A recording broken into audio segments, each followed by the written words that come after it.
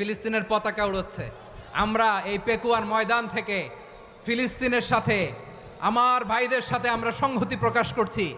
আমরা মুষ্টিবদ্ধ হাতকে উপরের দিকে করে আওয়াজ করে আমার সাথে সাথে পড়ুন, ফ্রি ফ্রি আল আকসা।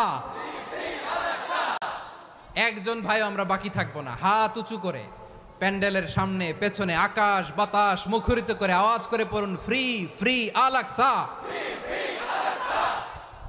আওয়াজ তুলে পড়ুন, free free Al Aqsa, free free Al Aqsa. Palestine will be free